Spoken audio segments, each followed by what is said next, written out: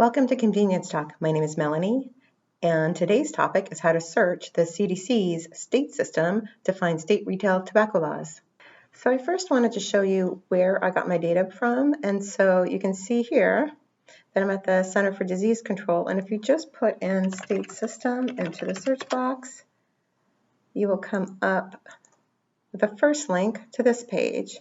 And on this page, you'll have custom reports and fact sheets are two of my favorite spots. Fact sheets will basically have summaries on different topics. And actually, I'm going to be exploring the licensure information. And so that would be one fact sheet that I definitely downloaded and was of interest to me.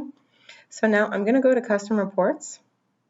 And on this portal, you'll first get a topic type, which is essentially the main thing you're looking at, which to me is legislation. Then it'll allow you to pick the next sub topic, which is licensure. And then I'm only going to look at over-the-counter versus vending machines. And then I'm actually going to pick all these different options because I want to know if a license is required, what the minimum license fees are. I basically want that entire data set available to me. Location, I'm going to check all. And then I am only going to pick the first quarter. If you pick more than the first quarter, it can get really cluttered. And unless you really need past quarter information, there's no real reason to pull it up. But past quarter information will just give you the status of the laws during that quarter. So I'm going to view my report. And if you go down the page, you'll now find all the different data. And we have actually, I believe, 13 fields that we've selected, and then I can export it. You can further filter if you want to actually start filtering and looking at things through here. Of course, we have one of 38 pages. So I am just going to pull up our an Excel file. And there we have it. It's going to generate here. And then I'm going to bring that up into Google Sheets. So when I opened up this file in Google Sheets, this is what I got. So you see everything is actually in line items here. And I actually want to build a table that shows very specific things and then just the state. So essentially I need to reorganize this table to make it look more like what I want. And so the first thing I did was actually create a pivot table.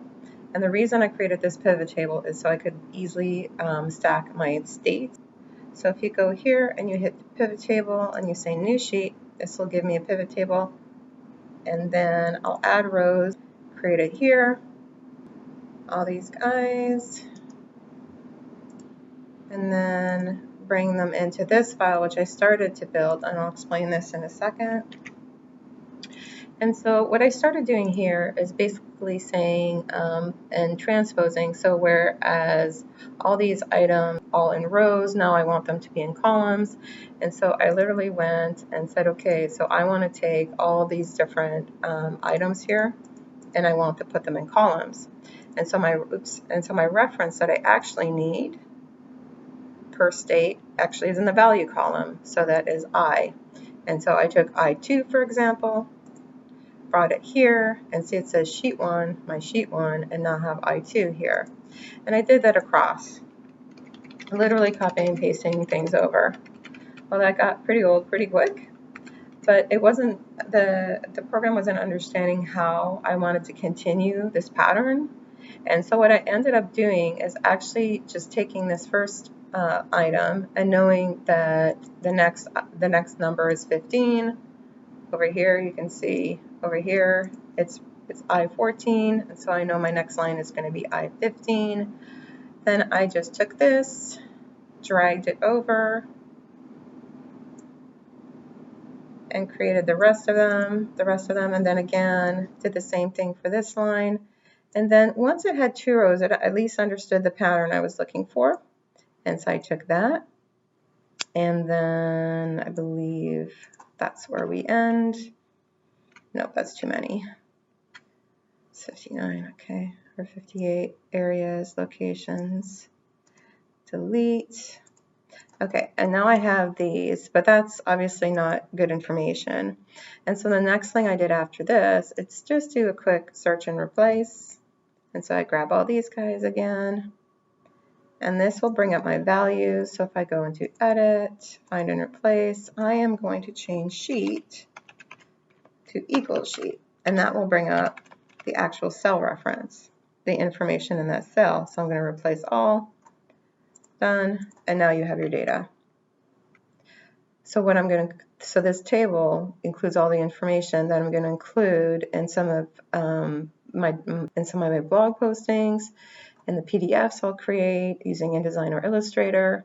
And so this is a great set. The other thing about this is that potentially what you can do, now this is a base, is actually next quarter, just put the new information in here, and it will update this automatically. And so what I like to do is keep, you see I created this Q1 2020, and what I've done is basically made this information static. And so now I have a record of that quarter, and I could update this every quarter with the new information within a few seconds, really.